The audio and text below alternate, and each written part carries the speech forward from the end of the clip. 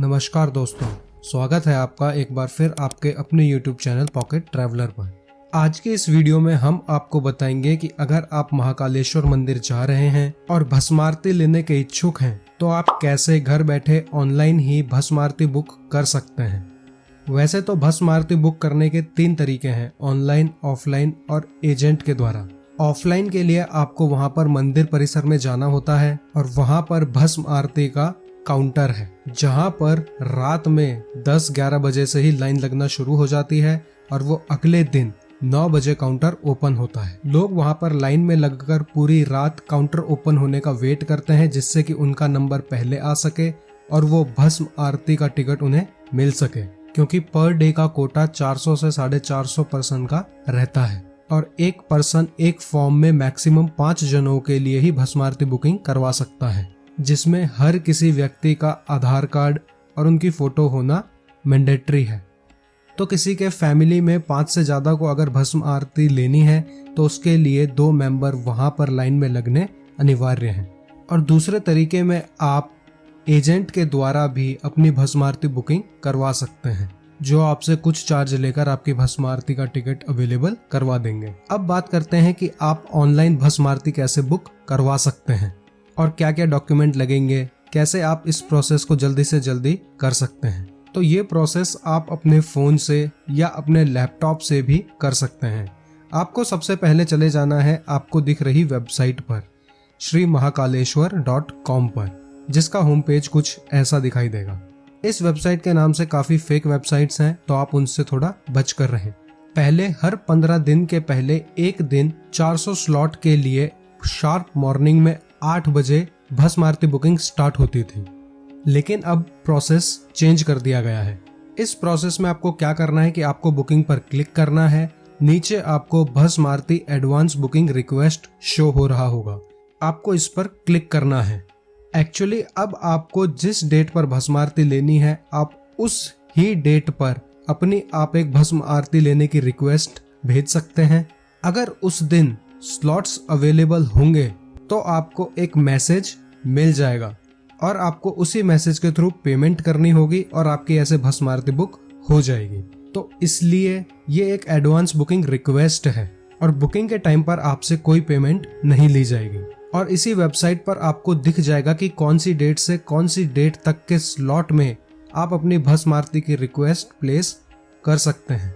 और आप सिर्फ एक ही डेट के लिए नहीं, मैक्सिमम 3 डेट के लिए एक नंबर और एक आधार से आप रिक्वेस्ट प्लेस कर सकते हैं।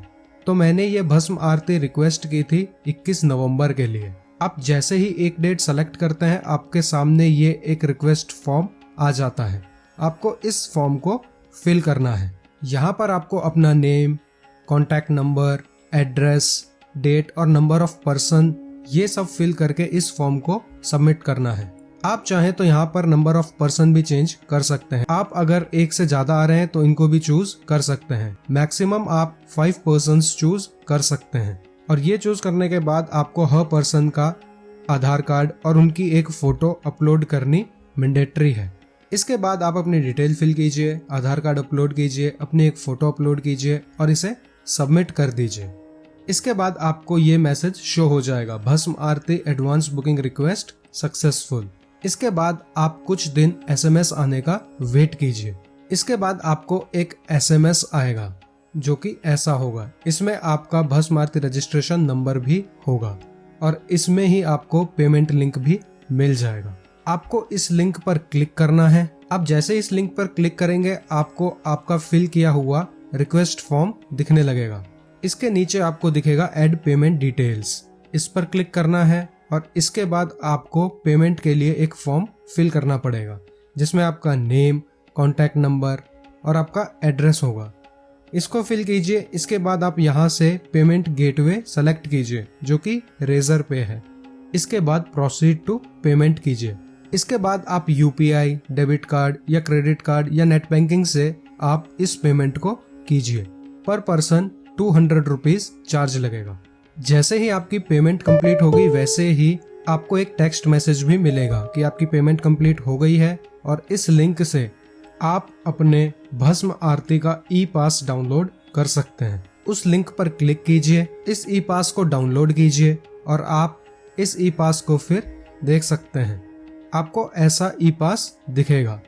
इसमें आपका नेम, आप कितने पर्सन्स के साथ जा रहे हैं वो, रजिस्ट्रेशन नंबर, सारी डिटेल इसमें मिल जाएगी। यहाँ पर आपको मानसरोवर गेट पर जाना है और टाइम भी आपको दिख जाएगा 1 AM to 3 AM। लेकिन मैं आपको एडवाइस करूंगा कि आप थोड़ा जल्दी पहुंचें, क्योंकि जितना जल्दी आप पहुंचेंगे वहां पर भस्म आरती में आपको उतने ही नजदीक से देखने का मौका मिलेगा। तो आपको वहां पर 11:30 से 12:30 तक मानसरोवर गेट पर चले जाना है और ये मानसरोवर गेट भारत माता मंदिर के सामने है। 12 बजे से यहाँ पर श्रद्धालुओं को अंदर जाने दिया जाता है। आप जैसे ही थोड़ा अंदर जाएंगे यहाँ पर आपका भस्म आरती का PDF और आप अपने साथ एक ID कार्ड जरूर लेकर जाएं, उसकी चेकिंग होती है। आप चाहें तो ये फोन में भी चेक करवा सकते हैं। उसके बाद फिर आप कॉरिडोर से होते हुए महाकालेश्वर के मेन गेट के तरफ जाते हैं और वहां पर जहां पर मोबाइल काउंटर्स हैं वहां से आपको एक रिस्ट बैंड मिलता है। इस रिस्ट बैंड के बाद आपकी हल्की सी चेकिंग होती है और इसके बाद आप मंदिर के मुख्य द्वार से अंदर की तरफ जाते हैं। ये पूरा प्रोसेस होने में आपको आधा घंटा लगेगा, तो टाइम करीबन 12:30 के आसपास का हो जाएगा। अंदर जाकर वहां पर आपको नीचे ही बैठा दिया जाएगा और अब यहाँ पर बैठे बैठे आपको 2.5 से 3 घंटे तक वेट करना है। इतने टाइम में यहाँ पर अच्छी खासी भीड़ हो जाती है, इसलिए आप जितना जल्दी हो उतना जल्दी वहां पर पहुंचें। उसके बाद 3:30 बजे के अप्रॉक्स मंदिर में अंदर जाने का गेट ओपन कर दिया जाता है। फिर मंदिर के गर्भगृह की ओर बढ़ते हैं। भस्म आरती देखने के लिए गर्भगृह का लेआउट कुछ ऐसा है। पहले है नंदी मंडपम, फिर है गणेश मंडपम और फिर ऊपर फर्स्ट फ्लोर पर कार्तिकेय मंडपम। तो भस्म आरती देखने के 2 ऑप्शन होते हैं, या तो आप ग्राउंड फ्लोर पर नंदी मंडपम या गणेश मंडपम से भस्म आरती देखें या कार्तिकेय मंडपम से। लेकिन 90% तक ऑनलाइन बुक्ड टिकट भस्म आरती कार्तिक मंडपम से ही देख पाते हैं, क्योंकि नंदी मंडपम और गणेश मंडपम में VIP और प्रोटोकॉल वाले लोग ही भस्म आरती देख सकते हैं। प्रोटोकॉल के लिए यहाँ पर एक प्रोटोकॉल ऑफिस भी है।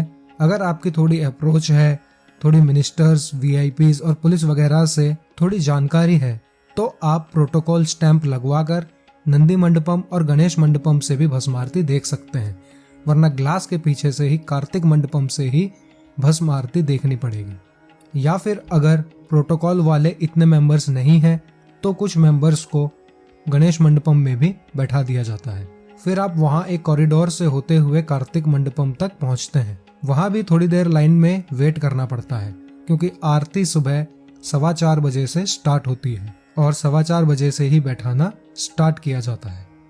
सीटिंग के लिए मैं एडवाइस करूंगा कि आप जितना हो सके उतना आगे बैठें, वहीं से आपको गर्भगृह में जो हो रहा है वो दिखेगा, वरना फिर आप अगर ऊपर बैठेंगे तो सिर्फ LCD में ही दिखता है। इसके बाद स्टार्ट होती है महाकाल की भस्म आरती का प्रोसेस।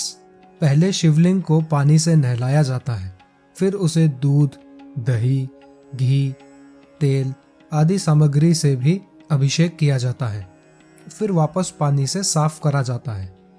फिर उनका श्रृंगार किया जाता है बहुत अच्छे से, और साथ में कुछ मंत्रों के जाप चलते रहते हैं बैकग्राउंड में। ये प्रोसेस करीबन 1 से 1.25 घंटे तक चलता है। फिर 1-1.25 घंटे के बाद पूरा श्रृंगार करने के बाद शिवलिंग को कपड़े से ढका जाता है और फिर एक साफ कपड़े में भस्म लेकर पूरे शिवलिंग पर भस्म अर्पित की जाती है, जो कि काफी अमेजिंग लगती है। पूरा गर्भगृह भस्म से धूमिल हो जाता है और काफी अच्छा लगता है। ये 15 से 20 मिनट का प्रोसेस होता है और जब भस्म आरती स्टार्ट करी जाती है, अनाउंसमेंट की जाती है कि जितनी भी लेडीज हैं सब घूंघट कर लें, क्योंकि वो डायरेक्ट भस्म आरती नहीं देख सकते। भस्म आरती के बाद उस कपड़े को हटाया जाता है और महाकाल की आरती की जाती है, और ये आरती आपकी लाइफ टाइम एक्सपीरियंस वाली आरती होगी, क्योंकि कुछ देर नॉर्मल आरती के बाद एकदम गर्भगृह की लाइट बंद कर दी जाती है और गर्भगृह में 4 से 5 दिए जलते हैं मात्र, और फिर महाकाल की आरती की जाती है, जो बेहद अमेजिंग और गूज़बम्प्स वाली होती है। इसे वर्ड्स में एक्सप्रेस करना इम्पॉसिबल है, बस फील की जा सकती है। बहुत अमेजिंग सी लाइट आती है गर्भगृह से उन दियों की, और उस लाइट में महाकाल के श्रृंगार रूपी शिवलिंग की छवि बहुत अमेजिंग लगती है। ये आरती काफी इंटेंस होती है, आप रम जाएंगे इस आरती में।